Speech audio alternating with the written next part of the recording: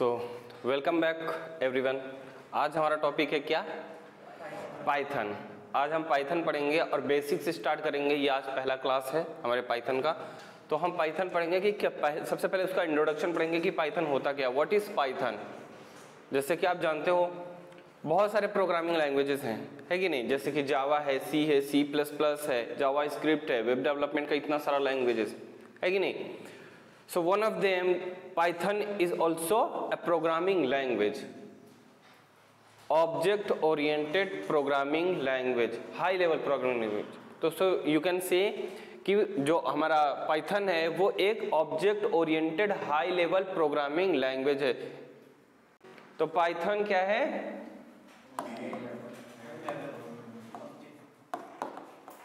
Python is a high level object oriented programming language। इससे क्या क्या कर सकते हैं, क्या क्या किस चीज के लिए पाइथन का ये टेक्नोलॉजी यूज होता है, ये लैंग्वेज किस लिए होता है? तो आप जानते हो जैसे कि बहुत सारे कंपनी इसका यूज करते हैं, बहुत सारे कंपनी यूज करते हैं। हर किस किस लिए यूज होता है सबसे पहले मैं बता दूं, इसका एप्लीकेशन के लिए होता है यूज। किस चीज के लिए?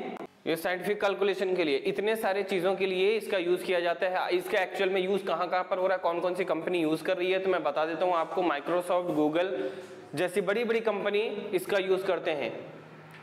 गूगल यूज़ करता है इस टेक्नोलॉजी का, पाइथन का यूज़ अपनी सर्च एल्गोरिदम को और ज़्यादा बेटर करने के लिए।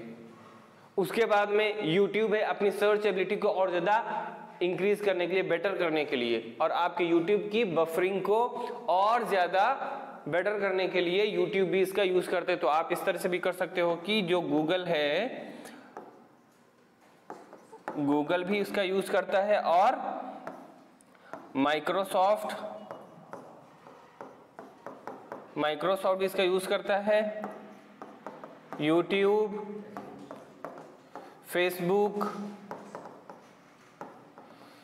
फेसबुक भी इसका यूज करता है, इंस्टाग्राम भी करता है।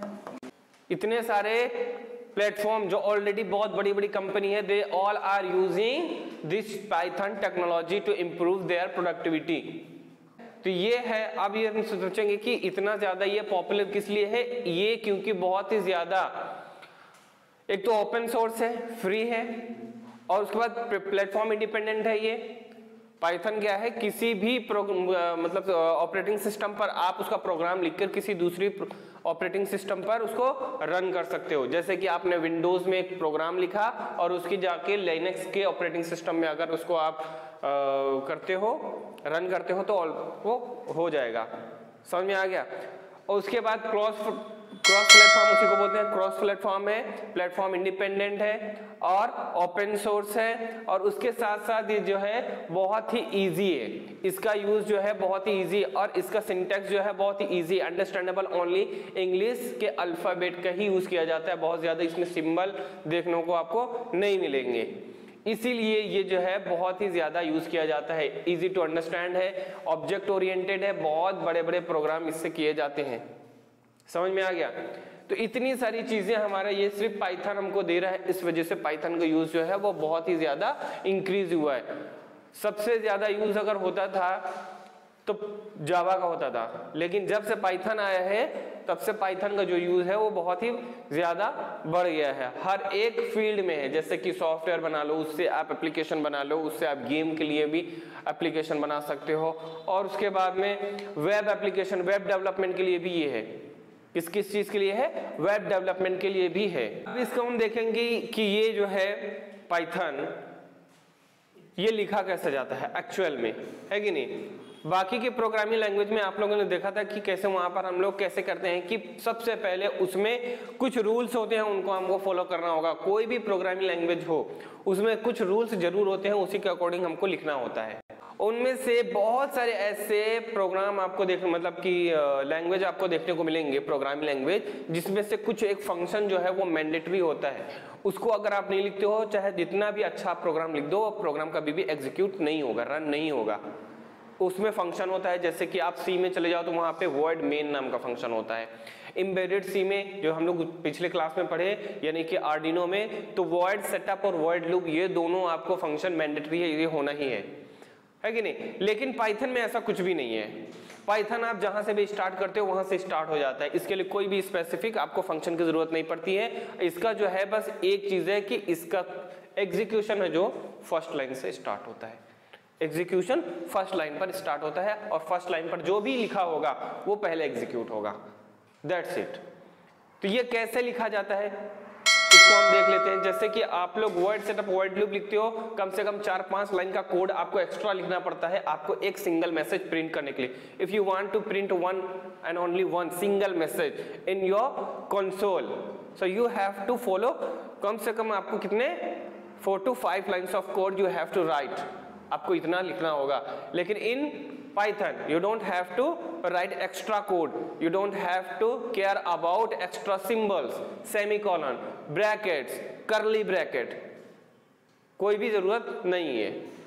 अब उसको हम कैसे कर सकते हैं, जस्ट एक फंक्शन होता है जैसे कि आप लोग C और C++ में और बाकी जगह पर देखे हो, प्रिंट करने के लिए printf, println और इस printf इस तरह के फंक्शन होते हैं। यहाँ पर हमारे पाइथन में कोई भी मैसेज को प्रिंट करने के लिए या फिर किसी भी वेरिएबल को वैल्यू को प्रिंट करने के लिए आपका प्रिंट नाम का फंक्शन है। Just you have to write the print, आपको क्या लिखना होगा, प्रिंट लिखना होगा, और in the bracket you have to write some message like hello, nothing else. अब इसको अगर आप रन करोगे रन हो जाएगा, जस्ट एक सिंगल आपका प्रोग्राम रन हो जाता है और आपके कंसोल में जो है वो मैसेज प्रिंट होगा हेलो। क्या प्रिंट होगा, हेलो प्रिंट हो जाएगा। ओके, और बाकी एक और चीज है जो हम करते हैं क्या, जब हम प्रोग्रामिंग लैंग्वेज, कोई भी प्रोग्रामिंग लैंग्वेज हो तो उसमें हम वेरिएबल जो है उसका यूज करते हैं। किसका यूज करते हैं, वेरिएबल। वेरिएबल के रूल्स जो हैं बनाने के, क्रिएट करने के सेम है, जैसे कि आप बाकी लैंग्वेज में पढ़ चुके हो, सेम है। हाँ, एक चीज यहाँ पर है जो आपको एक्स्ट्रा नहीं करना है, वहां पे आप लोग क्या डिक्लेयर करते थे, कोई भी वेरिएबल में जिस टाइप का भी वैल्यू आप स्टोर करते हो उस वेरिएबल का डेटा टाइप आपको उसी वैल्यू के अकॉर्डिंग सेट करना होता था। जैसे कि हम लोग करते थे किसमें, सी में इस तरह से करते थे, इंट a इक्वल टू 30। तो इसका मतलब क्या होता था कि हमारा जो a है वो इंटीजर टाइप का है, इसलिए उसमें वैल्यू जो है वो इंटीजर टाइप का हम स्टोर कर रहे हैं। लेकिन आपको यहाँ पर ऐसा कुछ करना नहीं रहे, इसमें आपको ये लिखना नहीं होता है, बस इतना लिख देते हो काफी है। और वो सेमीकोलन भी हटा दो, सेमीकोलन नहीं लगता यहाँ पे, बस इतना लिख दो हो जाएगा। अगर आप इस तरह से लिख देते हो तो अभी ये वाला ए जो है वो कौन सा था, इंटीजर टाइप का, अभी ये बन गया स्ट्रिंग टाइप का। जिस टाइप का वैल्यू होगा डेटा टाइप ऑलरेडी वो वैसा वाला पिक कर लेगा, आपको कभी भी उसको एक्स्ट्रा देने की जरूरत नहीं है। यहां पर अगर ए मैं वापस डिक्लेयर करके इस जगह पर वैल्यू इस तरह से लिख दूं, अभी ये ए जो है वो कन्वर्ट हो गया, अभी ए का टाइप क्या बन गया, स्ट्रिंग। समझ में आ गया। इसीलिए एक ही वेरिएबल में आप स्ट्रिंग प्लस इंटीजर दोनों कॉन्कनेट भी कर सकते हो। ये वाला भी आगे हम समझेंगे कि दो वेरिएबल को कॉन्कनेट कैसे करते हैं, इंटीजर वैल्यू और, क्योंकि पाइथन है ना, पाइथन में कुछ ज्यादा एक्स्ट्रा वहां पर दिया गया है फीचर्स आपके लिए, तो यहाँ पे कॉन्कैटिनेशन भी हो सकता है। तो कॉन्कैटिनेशन हो जाएगा। उसके बाद में अगर आप देखोगे यहाँ पर जिस टाइप का भी आप वैल्यू आप डिक्लेयर करोगे उसी टाइप का डेटा टाइप ऑलरेडी वो पिक कर लेगा। जैसे कि यहाँ पर मैं कर देता हूँ सी इक्वल टू, उसके बाद मैं दे देता हूँ 85.6। इस तरह से मैं अगर उसको दे रहा हूँ तो ये क्या हो जाएगा, ये फ्लोट टाइप का हो गया है कि नहीं, समझ में आ गया ना। तो ऑलरेडी वो पिक कर लेगा, आपको जरूरत नहीं है ये सब करने की। तो उसी तरह अगर यहाँ पर मैं इसमें अगर कुछ प्रिंट करना चाहता हूँ तो यहाँ पर मैं ये कर दे रहा हूँ, जैसे कि आई है ना, आई इक्वल टू 30। अब यहाँ पे मैं उसको प्रिंट कर दूंगा, आई का वैल्यू आई, हो गया प्रिंट, खत्म, इतना ही है। अगर मैं यहाँ पे फ्लोट कुछ कर रहा हूँ, जैसे कि मैं यहाँ पर ले रहा हूँ एफ है ना, एफ इक्वल टू 86.9, बस अब उसको मैं प्रिंट कर सकता हूँ इस तरह से, print F, nothing else. Very simple and easy work है कि नहीं। इसमें आपको कुछ भी ऐसा लग रहा है कि ये कोई प्रोग्राम है, ये तो इंग्लिश का जस्ट छोटा छोटा वर्ड है और उसी को हम इधर उधर करके घुमा रहे हैं और ये हो रहा है, इतना इजी है। एक वेरिएबल है a नाम का जिसमें मैंने 10 रख दिया है, दूसरा वेरिएबल b नाम का जिसमें मैंने 20 रख दिया है और इनको करना है मुझे प्लस। तो तीसरा एक वेरिएबल और ले लूंगा, कौन सा, c, और इसमें मैं क्या करूंगा a प्लस b, हो गया। और उसके बाद में क्या करना है यहाँ पे, प्रिंट c, खत्म। इतना इजी है ना। कोई रूल्स और कोई रेगुलेशन इतना भी ज्यादा डिफिकल्ट नहीं है। आप जैसे चाहो वैसे जिस एस्केलेटर पे चाहो उस पर आप गाड़ी भगा सकते हो, है कि नहीं। उतना ज्यादा यहाँ पर ट्रैफिक जाम नहीं होता है। समझ में आ गया। तो उसी तरह से यहाँ पर अगर आप चाहते हो तो C equal to A into B, ये हो गया तुम्हारा, इसको छोड़ देना है। अब यहाँ पर प्रिंट कर लो इसको।